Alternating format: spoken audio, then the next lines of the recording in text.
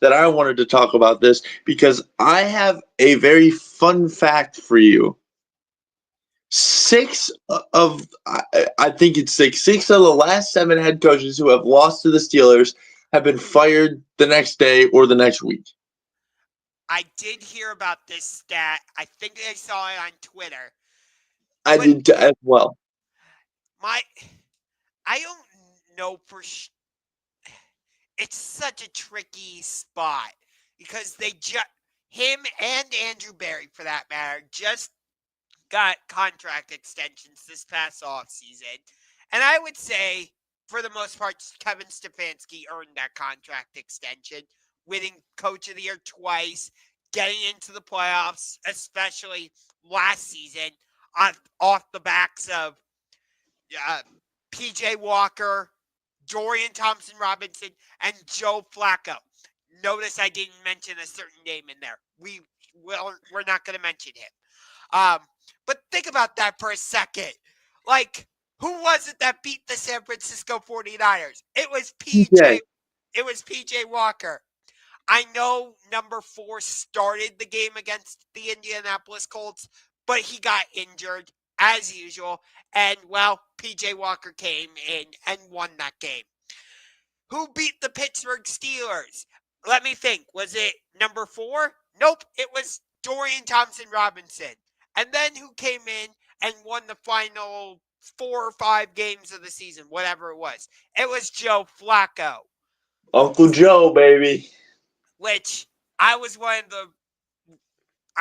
the only Browns fan that did not root for Joe Flacco because I just can't forget him beating us all the time with the Baltimore Ravens. Oh, come on, Josh. It was so poetic. He beat up on us for years, and then he comes in and he saves the day. I couldn't get myself to root for him. Sorry. That's how much I hate the Baltimore Ravens. Nope.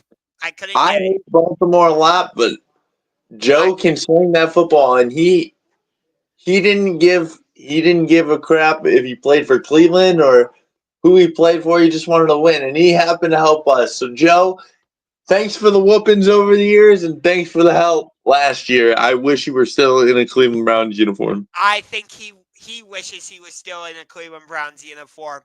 But then you go back to 2020. I don't know anybody who was really expecting the Browns to make the playoffs following that disaster in 2019 with Freddie Kitchens and that whole debacle. Every baker needs its kitchen. But then he comes in and wins Coach of the Year, gets us into the playoffs. We should have been in the AFC Championship game if they had just called the stupid targeting penalty. Which, who knows what would have happened if Cleveland had played Buffalo in the AFC Championship. Good Lord. Cleveland would be on fire. Yes. But, so, because of that, because of that history and, recent history, I'll say, I can't quite put Kevin Stefanski on the hot seat, but I can understand why other Browns fans and media members alike are putting him on the hot seat. I can understand it. I don't agree, but I understand, if that all makes sense. Okay. I can see where you're coming from. Can I switch gears and ask you a question? Because I was gonna text you this a while ago, but I forgot to. You putting Coach Franklin in the hot seat yet? Oh, yes. Very much so. He cannot beat Ohio State, and he can't beat Michigan. No. I want him fired. That's valid. Okay, I'm satisfied with your answer. I was gonna text you after we whooped you, but I felt bad. I was gonna let the loss simmer down a little bit, or I was gonna ask you because I knew if I asked you right after the clock hit 0, you were gonna give me some rational answer because I know how passionate you are. So I knew you were gonna be a little irrational about it. But that's all I wanted to know. But back to Stefanski. Man, I've wanted this dude gone for forever. forever. I wanted him gone. You know who I wanted to be my head coach? I wanted Greg Williams to be my head coach. Okay. And that's what I wanted. And then we get Stefanski, and I'm like, cool. I know what he's done. He's credited, but in my opinion, he kills careers. And his offensive scheme doesn't work. It's a high school offense. And then he somehow squeaks into the playoffs, and I'm starting to turn the page maybe, and then 2020 happens, and I'm fully on the page, and the Stefanski and Baker train is running hot, and then Baker's gone, and now we have someone who shall not be named anymore on our team, and he's just god awful. He's awful. He can't call plays. He can't win games. He's too analytical. He's not good. He's not good enough.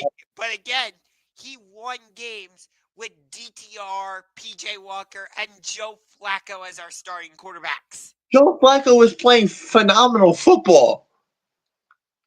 You can't tell me that man didn't look like a starting quarterback.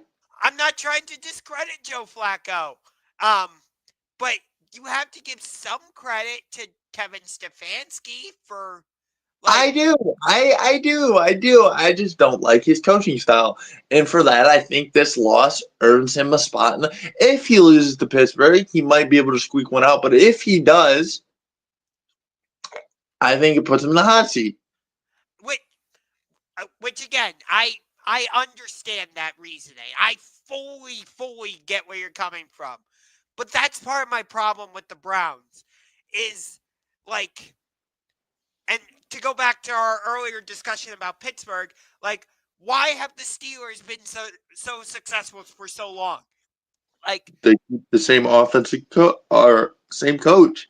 Yeah, like Tomlin and Roethlisberger were connected at the hip for so long. Before that, it was, Bill Cowher and Roethlisberger, But it's not like one of those spinning doors